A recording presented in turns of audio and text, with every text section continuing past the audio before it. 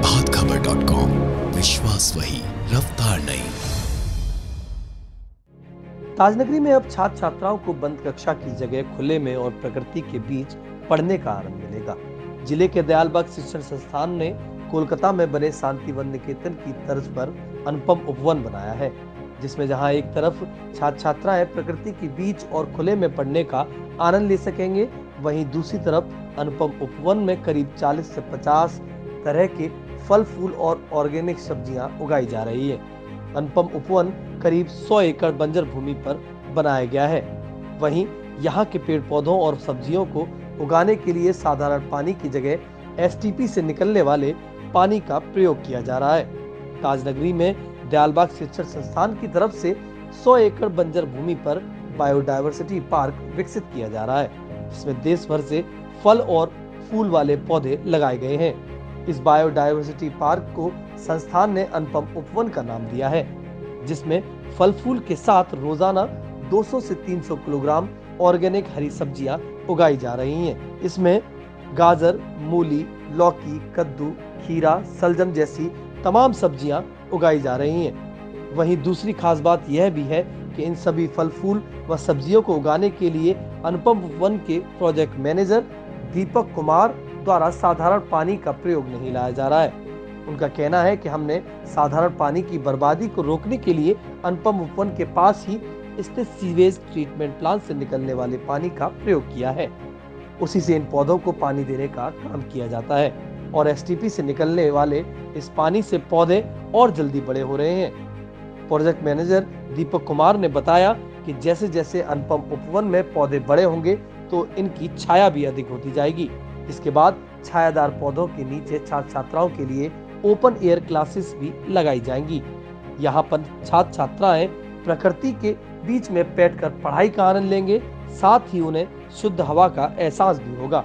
उनका कहना है कि खुले में कक्षा लेने पर छात्र छात्राओं का प्रकृति के प्रति लगाव बढ़ेगा, साथ ही वे प्रकृति की एक एक बारीकों को करीब से जानेंगे। उनका कहना है कि वहीं बच्चे इन पेड़ों पौधों के बीच पढ़ाने का एक मकसद यह भी है कि वह अगर यहाँ से प्रभावित होकर अपने घर या आसपास की जगह पर कुछ पौधे लगाएंगे तो पर्यावरण भी प्रदूषण मुक्त होगा। एक प्रोजेक्ट होता है टैगोर कल्चरल कॉम्प्लेक्स करके, उसमें मिनिस्ट्री फाइनेंस करती है अप टू 50 करोड़ तक। स्टार्ट होता है उसका 15 करोड़ से।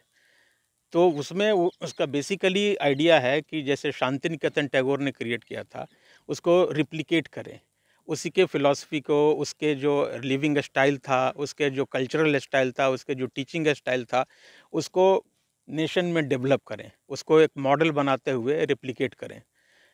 तो वो तब तक डेवलप नहीं होगा जब तक कि आपके पास ग्रीनरी नहीं है। उसका पहला कंडीशन है कि आपको नेचर के संपर्क में आना है, नेचर के लैब में आना है। नेचर के अगर आपके पास नहीं है, खुला स्थान नहीं है तो नहीं हो, क्योंकि टैगोर का कॉन्सेप्ट था कि जो बिल्डिंग है, जो क्लासरूम है, जो ट्रेडिशनल क्लासरूम है, उसके दीवार से बाहर आकर के क्लास अटेंड करो। तो इसीलिए उन्होंने पेड़ के नीचे क्लास उन्होंने अटेंड करना शुरू कर दिया, क्योंकि वो फील करते थे कि नेचर भी कुछ कहता है, नेचर ऑल्सो स्पीक्स, और नेचर के साथ हम संपर्क स्थापित करेंगे तो हमें आध्यात्मिक भी प्रभाव उसका पड़ेगा और उसमें विकास होगा। तो उनका भी मानना था। अब दयालबाग की जो फिलॉसफी है, दयालबाग के जो आप बहुत नज़दीक से देखेंगे, जो इनके एजुकेशन पॉलिसी भी जो है उसमें है कि केवल हम बुकिश नॉलेज पे नहीं ध्यान देते हैं बच्चों का। आपने अभी देखा कि एग्रीकल्चर ऑपरेशन के लिए स्टूडेंट्स आए हुए हैं, तो गेम्स भी हमारे यहाँ कंपलसरी है। तो हमारे यहाँ है कि फिजिकली फिट हो स्टूडेंट, जब आए तो कैसा हो, कंप्लीट मैन बन करके निकले, जिसमें फिजिकली फिट हो, मेंटली एजाइल हो, अलर्ट हो, इंटेलेक्चुअली अलर्ट हो एंड स्पिरिचुअली ब्लिसफुल हो। स्पिरिचुअली ब्लिसफुल होने का तरीका ये नहीं है कि कोई रिलीजन, किसी धर्म को ही फॉलो कर लीजिए। स्पिरिचुअली ब्लिसफुल का होने का तरीका उसके अंदर जो मॉरल एंड एथिकल वैल्यूज़ हैं, नैतिक जो वैल्यूज़ हैं, उसको नज़रअंदाज न करें, उसको धीरे धीरे देखें। जब नेचर के ग्रिप में आएंगे, आप देखिए, अगर नेचर, अभी श्री दीपक जी आपको बता रहे थे कि एग्रो इकोलॉजी का कॉन्सेप्ट डेवलप हुआ है। एग्रो फॉरेस्ट्री तो था ही कि फॉरेस्ट लगाएं, डेवलप करें, डिफरेंट प्लांट्स लगाएं। अब एग्रो इकोलॉजी का कॉन्सेप्ट डेवलप हो रहा है। इकोलॉजी का मतलब है कि नेचर जैसे कोई भी चीज़ वेस्ट नहीं होता है नेचर में। अगर घास भी निकला है तो आपसे आप खाद का काम करके आगे काम कर जाएगा। उसी तरह हम अगर वेस्ट नहीं करें मिनिमम वेस्ट पे आ जाएं, ज़ीरो वेस्ट पे आ जाएं, तो आप से आप हम पोल्यूशन को भी कंट्रोल कर लेंगे।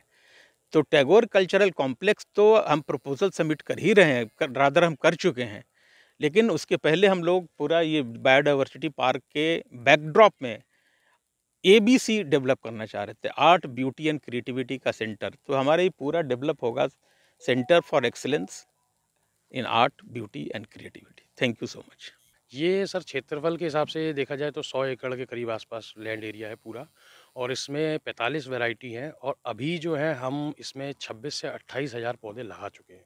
इन पौधों में अगर आप देखेंगे तो आपको फलदार, फूलदार, छायादार, इसके अलावा मेडिसिनल प्लांट्स, और जो आपकी वुड वो वाली होती हैं, जैसे आपके टीक है, सैंडलवुड मतलब सफ़ेद चंदन, लाल चंदन दोनों, और उसके अलावा जो रेड वुड कहते हैं महोगनी, वो भी हमारे पास लगा हुआ है।